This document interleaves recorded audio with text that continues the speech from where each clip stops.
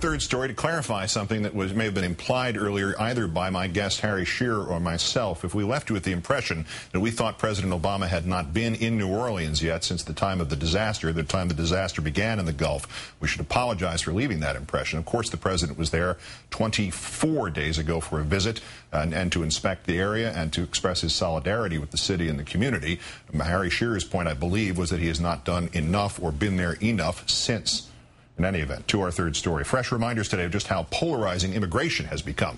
After the president announced he would send 1,200 National Guard troops to the Mexican-American border, two Republicans quickly called for 5 times that amount. This while a new poll shows the Arizona Papers, Please law has cost the GOP virtually all Latino support.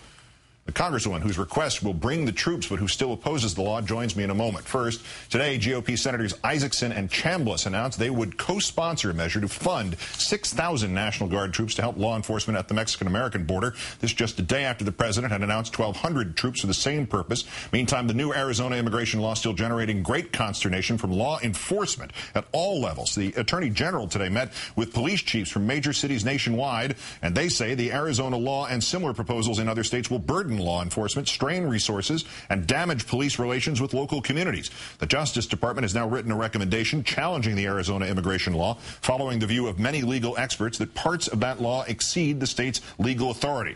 And the political ramifications of all this just now becoming clear from a new NBC News survey. 61% of the public generally supports the Arizona law. 40% of respondents say they would favor a generic Republican candidate who supports the law or over a Democratic generic candidate who opposes it. However, among Latinos, 68% approve of President Obama versus 48% job approval among all respondents. And 55% of Latinos hold a favorable view of the Democratic Party compared to 41% of the general public holding that view. More evidence that Latinos are no longer swing voters, but rather moving heavily in favor of the Democratic Party. Latinos believing, according to the surveys, that Democrats would do a better job than Republicans protecting the interests of minorities, 58% to 11%. And Latinos still have the highest percentage of potential voters who have yet to register and therefore represent a potential source of additional Democratic support.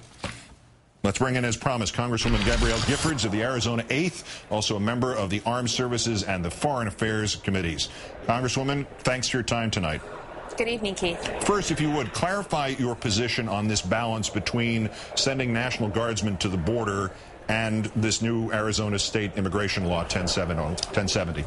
Yeah, well, I'm a federal legislator, and I firmly believe representing the most porous part of the U.S.-Mexico border, southern Arizona, but specifically Cochise County, is the area where Rob Krentz, the rancher whose family has had this land for over 100 years, was tragically murdered on March 27th. I know that my responsibility is to secure the border, and this problem has been going on for a long time. Certainly the previous administration had made some attempts to secure the southern Arizona border, but even today we have anywhere between 700 to 1,100 apprehensions of illegal immigrants every single day in the Tucson sector. So the border security part, and as you mentioned, I serve on the House Armed Services Committee, national security should be border security.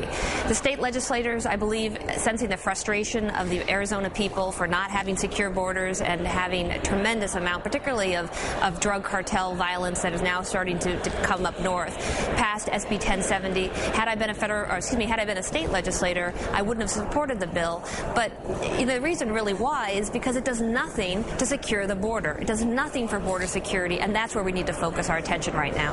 Congresswoman, is there any indication that Mr. Krentz's murderer was not from this country or was here illegally in some way, or that these troops at the border would have stopped that from happening? Yeah, the investigation is ongoing right now, but the assailant was tracked immediately after when they found Mr. Krentz's body. They actually tracked him, assume it's him, back to Mexico.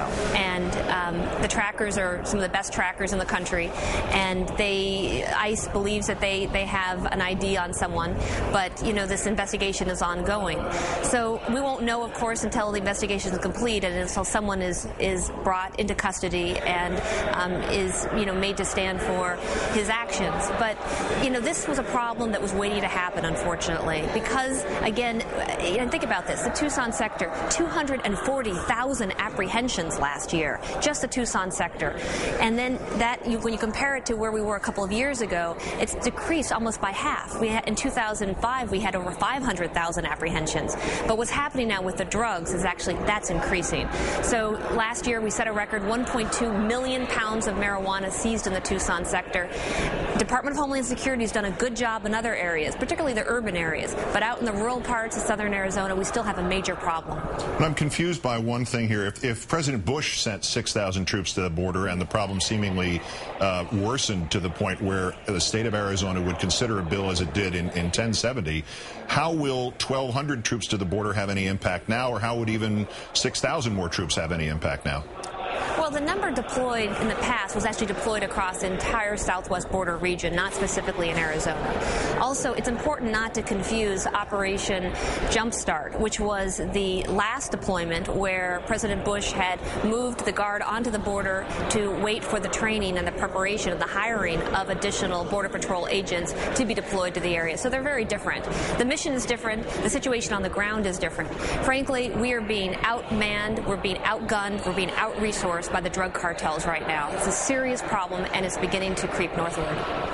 Congresswoman Gabrielle Giffords, the Democrat of Arizona, our great thanks for some of your time tonight. Thank you tonight. I appreciate it.